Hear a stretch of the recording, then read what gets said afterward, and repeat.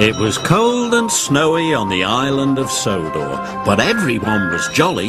The winter holidays were coming. Thomas loved this time of the year. The station masters decorated the stations, and children were making snowmen. But there was one thing Thomas didn't like about winter. There was always lots and lots of snow. It piled up very quickly and blocked the tracks, so Thomas worked hard all day keeping the lines open. Thanks to Thomas, everything ran on time. All the engines were very pleased. They wanted to thank Thomas for all his hard work. When all the tracks were clear, Thomas was looking forward to seeing his friends. He had missed them. As he puffed towards the station, he saw Harold the helicopter talking to Toby. They were planning a thank you surprise for Thomas. "Hello," he chuffed. "Remember," said Harold, "don't tell Thomas about the surprise." Then Harold buzzed away, and Toby puffed back to his yard. Thomas felt left out. He liked surprises. That afternoon, Thomas was puffing along the main line.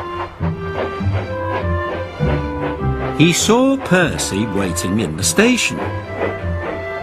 Percy's trucks were loaded with brightly coloured boxes. "Are they part of the surprise?" Thomas asked. Percy was bursting to tell his friend about it, but he raced away so that he wouldn't spoil the surprise. Thomas was cross.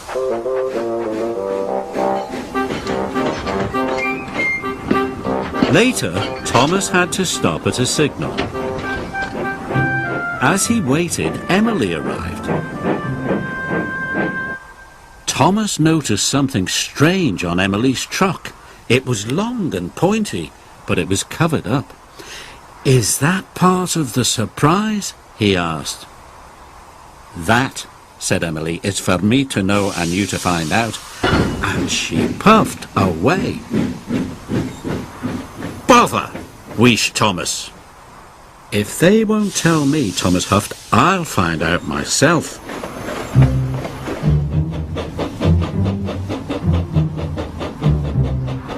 Thomas secretly followed Emily. He puffed as quietly as he could, and he didn't follow too closely. Suddenly, Emily turned down one of the branch lines.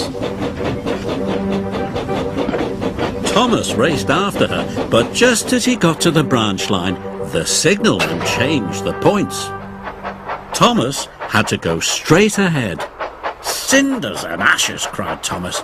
"How will I ever find out what the surprise is?" That evening, the engines were very excited. They were all talking about Thomas's surprise. "I can't wait," chuffed Edward. "He'll love it," puffed Percy. But then Thomas arrived. "Shh," said James. "Don't tell Thomas," said Henry. Thomas felt more left out than ever. It wasn't fair. Everyone knew what the surprise was except Thomas. "Humph! If they won't tell me, I don't want to know," he huffed. Thomas steamed crossly away. He puffed as far as he could. At last it was time to show Thomas the surprise, but no one knew where Thomas had gone. "Please find him, Harold," Edward puffed. "I'll do my best," said Harold, and he took to the air.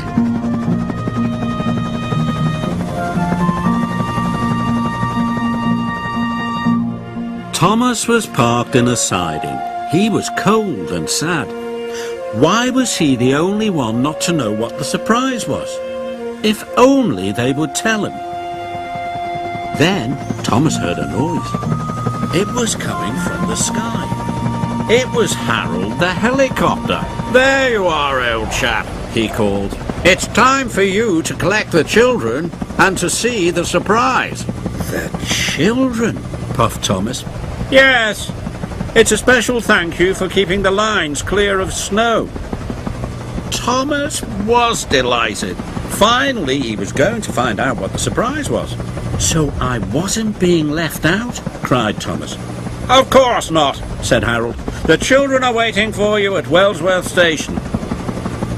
Thomas loved pulling carriages full of children, so he raced away. Soon he arrived at Wellsworth Station.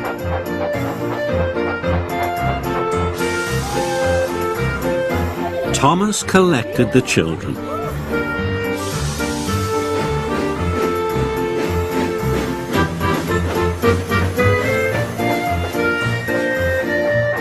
He puffed through the snowy countryside. The children were very excited. They all wanted to know what the surprise was. Thomas turned down the branch line. Soon they arrived at a country village, and there was Thomas's surprise. A huge Christmas tree was standing in the village square. Its lights shone and its baubles twinkled, and at the bottom of the tree were lots of presents. There was even some tinsel for Thomas. It's the best surprise I've ever had, Thomas puffed happily.